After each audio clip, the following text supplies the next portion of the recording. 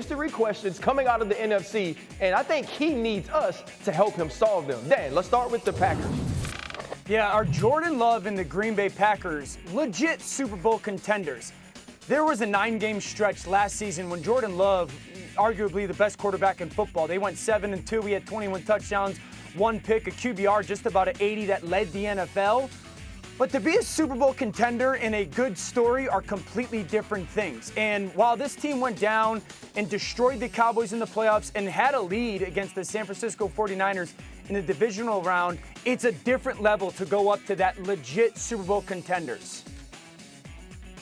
Dan, I feel like there is steps toward becoming that contender. You talked about being a good story and being a Super Bowl contender. Generally, it feels like there is a year in between those two things when you're really knocking on the door, trying to become one of the big boys in the league. I will say Brian Gutekunst, the general manager, has drafted well enough the last 2 years to get a lot of key contributors that are making marks under those rookie contracts.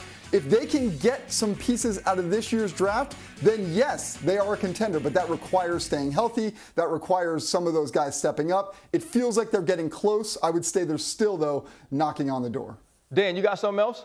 Yeah, I think there's two things that are the biggest part of this question and conversation. Number one, does Jordan Love take that next step? Remember, there was halfway through the season or so last year when I and many of us were still waiting for Jordan Love to go, all right, are you going to play like that first-round pick? So he did for that last 10-game stretch. Now everyone expects it.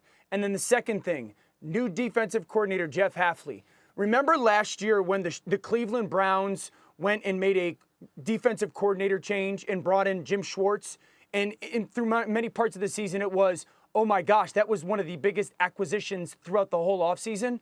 Can Jeff Hafley be to the Green Bay Packer defense what Jim Schwartz was to the Cleveland Brown defense? Those are the two biggest things that I want to see play out this season for the Packers. Well, the other big thing to me that we can't forget is this team was 30 minutes away from being in the NFC Championship because they were up in Santa Clara on the San Francisco 49ers. Dan, you have some questions about your wife's hometown team, too. Who are you, Philadelphia? I mean, last year you start the season 10-1. And you go and beat both Patrick Mahomes and Josh Allen in back-to-back weeks, coming off of a Super Bowl season. And this looks like, hey, they're going to run it back, and they are going to be the team of the NFC. And all of a sudden, they finished 1-6 in their final 7 games. And in that 7-game stretch, they got outscored by 82 points, a complete 180 disaster. I don't think that it's unfair to say we don't really know who the Philadelphia Eagles are with Nick Sirianni and Jalen Hurts as that head coach and quarterback duo.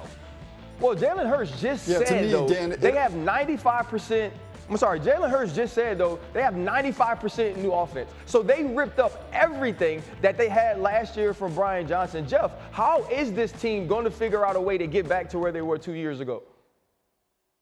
I really do believe it lives and dies by Jalen Hurts. Can he be the leader that we saw he was in that Super Bowl game when it felt like his ascent was so almost transcendent? It was an amazing ascent in that Super Bowl game. Can he become that guy again? To me, I understand all of the questions surrounding whether it's the coach, the defense, all these different things. But to me, it's still about, can Jalen Hurts become the franchise quarterback that we thought he was in that game? Dan, staying in the NFC East. Yeah, Dallas. What happens in Dallas really in January? We've gotten into this point with the Dallas Cowboys, RC Jeff, you know this, where September, October, November, December, they're going to be pretty darn good, and we'll talk about them a lot. January matters. And what's the bare minimum for this organization for them to not make drastic changes? Everyone knows after that Green Bay postseason loss last year, I said I would change everything, blow the whole place up, and restart. Is it a wild card appearance again? Is it divisional round appearance? Do they have to get to the NFC Championship for them not to have wholesale changes? In January, what happens with the Dallas Cowboys? You know, Jeff, that's the hard part for me, though. Right now, we're wondering what happens with the Dallas Cowboys in January. What has happened to the Dallas Cowboys this entire offseason? We're talking about a team with a quarterback that's going to break the bank. So you're going to have to make a decision. Do we overpay Dak Prescott because that's what we'll be looking at? or do you lose him? You know Mike McCarthy is not going to be back as the head coach of the Dallas Cowboys next year because they're not going to the NFC Championship. They're probably not going to win the NFC East. There's going to be a regression because you haven't done anything. You're entering this season as a lame duck. And I feel like entering this season that way, you've set up everybody to fail. When you look at this team, Jeff, what is the best case scenario for how the Dallas Cowboys can compete in 2024? That's the problem with keeping Mike McCarthy after this last season, is that no one is going to care, to Dan's point, what they do between now and, honestly, the NFC Championship game, because anything short of that does, to your point, feel like wholesale changes are in the making.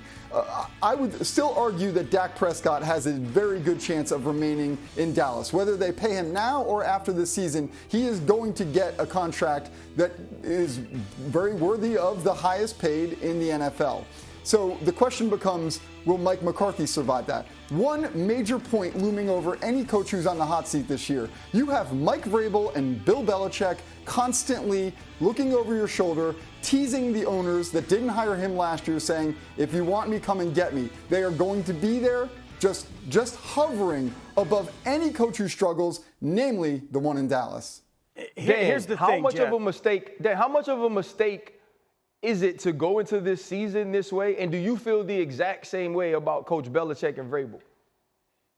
It's a huge mistake to have these three unknowns. They're the three most important or best players on the team, yes, if you include DeMarcus Lawrence and Zach Martin in that conversation as well. So it's a huge mistake to be sitting here with all these question marks. I don't think the Vrabel-Belichick cloud is that big a deal.